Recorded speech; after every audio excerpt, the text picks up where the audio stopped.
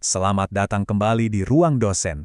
Bersama saya, hari ini kita akan memasuki sebuah sesi masterclass akademik yang akan membedah salah satu mekanisme paling mematikan dalam dunia onkologi modern. Kita akan mengkaji secara mendalam landasan molekuler dari karsinoma prostat metastatik. Bagaimana tepatnya sebuah sel kanker mampu memprogram ulang dirinya, melepaskan diri dari jaringan asalnya, dan menyebar ke seluruh tubuh. Mari kita mulai pembelajaran yang sangat krusial ini. Berikut adalah peta jalan pembelajaran kita hari ini. Kita memiliki 6 topik utama, mulai dari konsep dasar karsinoma prostat dan IMT, karakteristik molekulernya, kaskade pensinyalan intraseluler, hingga pengaruh lingkungan mikrotumor. Setelah itu, kita akan membahas plastisitas seluler dan menutupnya dengan terapi target serta biomarker. Kita akan bergerak secara sistematis dari masalah klinis makro hingga ke level seluler terdalam. Kita masuk ke bagian pertama, karsinoma prostat dan konsep IMT, membahas transisi kritis dari penyakit lokal menuju fase metastatik.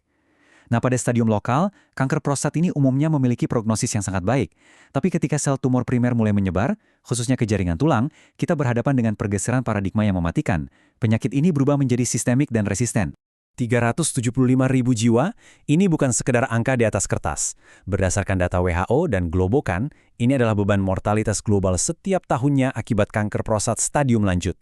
Dan angka kematian yang masif ini, sayangnya didominasi oleh tipe kanker prostat yang sudah resisten terhadap kastrasi.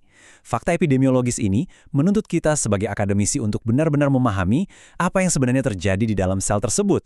Keganasan tadi berakar pada satu proses biologi yang sangat fundamental, epithelial mesenchymal transition atau IMT tipe 3.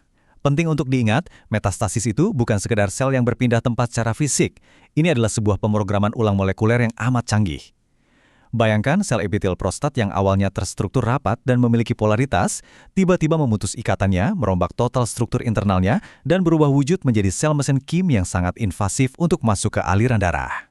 Selanjutnya, bagian 2, karakteristik molekuler fenotipe MT, yang berfokus pada caderen switch dan perombakan sitoskeleton. Mari kita turun satu level lebih dalam ke arsitektur mikroskopisnya. Coba perhatikan kontras biomolekuler yang luar biasa ini. Dalam kondisi normal, sel epitel itu terikat sangat kuat oleh protein bernama ekahederin dan distabilkan oleh sitokeratin. Mereka menempel rapat satu sama lain. Namun saat EMT terjadi, sel ini melakukan apa yang kita sebut kadherin switch. Produksi ekahederin dihentikan total, lalu digantikan oleh enkahederin. Sitoskeletonnya pun dirombak menjadi protein vimentin. Mengapa ini penting?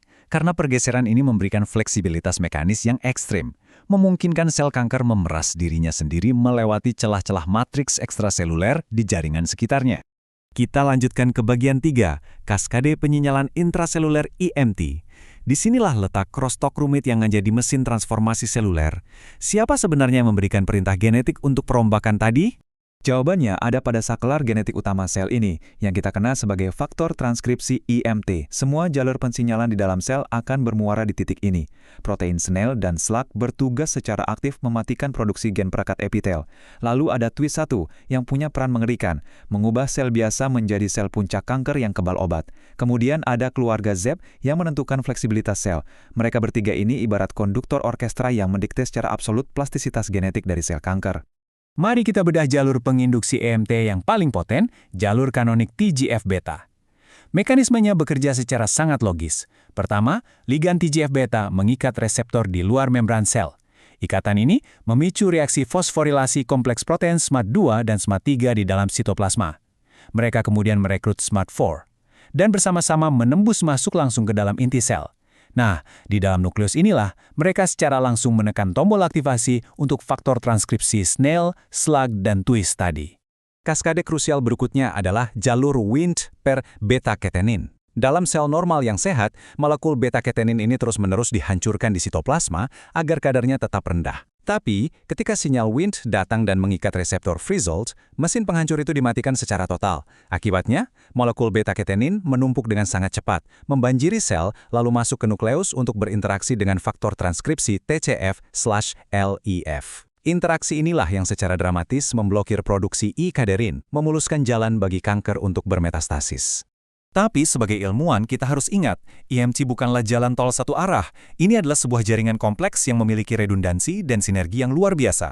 Ada jalur Notch yang langsung menginduksi slug. Ada jalur hedgehog yang memicu aktivasi GLI1. Ada juga jalur P3K/ACT/mTOR yang menstabilkan protein snail. Konsekuensi klinisnya sangat menantang. Ketika kita memblokir satu jalur dengan obat, jalur lain bisa seketika mengambil alih untuk memastikan sel kanker tetap bertransformasi. Kelenturan inilah yang membuatnya sangat sulit ditaklukkan. Kita beranjak ke bagian 4, pengaruh lingkungan mikrotumor.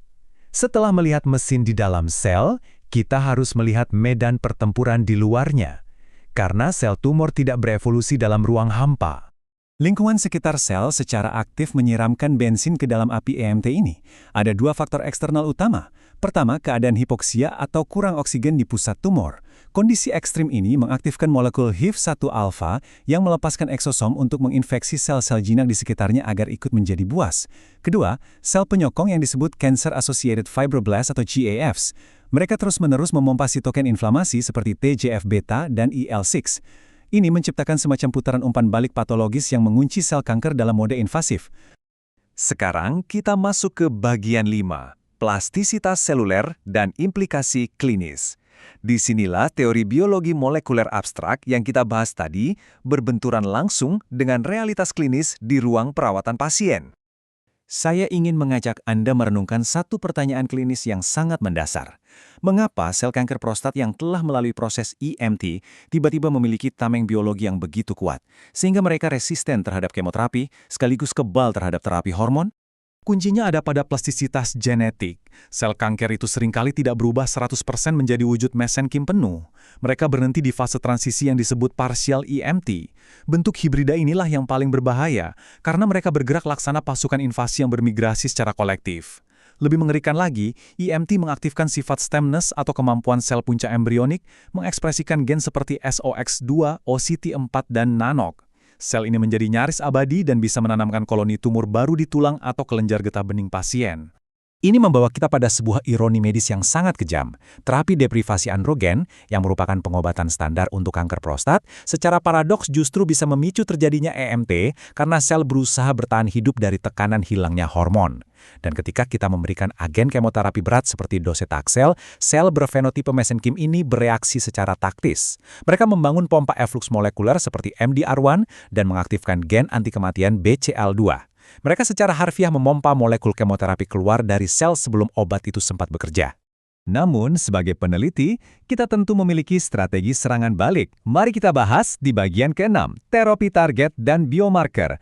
Era presisi onkologi memungkinkan kita memanfaatkan pengetahuan molekuler ini untuk mendesain senjata generasi baru.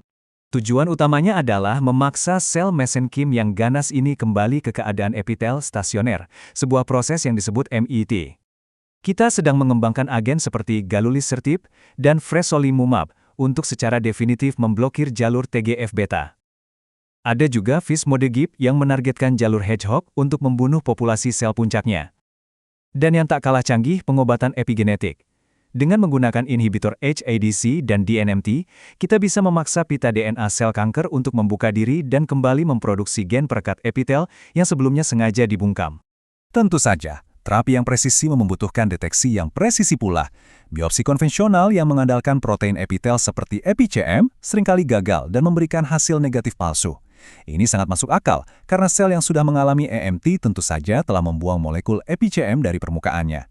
Karena itulah, metodologi diagnostik kini beralih ke biopsi cair atau liquid biopsi. Melalui sampel darah, kita bisa mendeteksi protein mesenkim spesifik seperti vimentin pada sel tumor yang bersirkulasi, serta memprofilkan mikroRNA dari eksosom. Kita kini mampu melacak musuh yang berubah wujud ini secara real-time. Kendati menjanjikan, kita masih dihadapkan pada tantangan akademis yang terjal. Sifat transien dan dinamis dari EMT membuat proses ini sulit ditangkap di satu titik waktu. Masalah toksisitas juga harus sangat diperhitungkan. Kita tidak bisa memblokir jalur krusial seperti Wnt tanpa mempertimbangkan dampaknya pada sel sehat, karena tubuh juga membutuhkan jalur tersebut untuk perbaikan jaringan normal.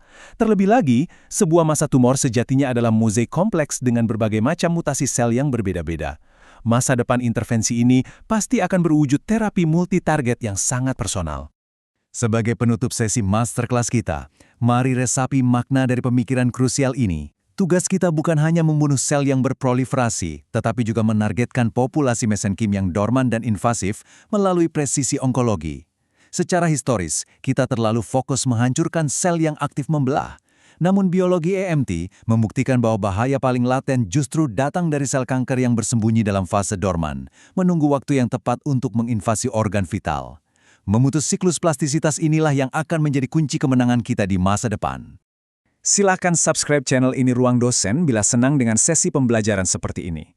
Aktifkan lonceng untuk mendapatkan notifikasi bila ada materi akademik terbaru, klik like dan share paparan ini jika dirasa bermanfaat untuk menyebarkan ilmu pengetahuan ke orang lain. Terima kasih telah berpartisipasi dalam kelas akademik ini, dan sampai jumpa pada pembahasan diskusi keilmuan kita pada kesempatan selanjutnya.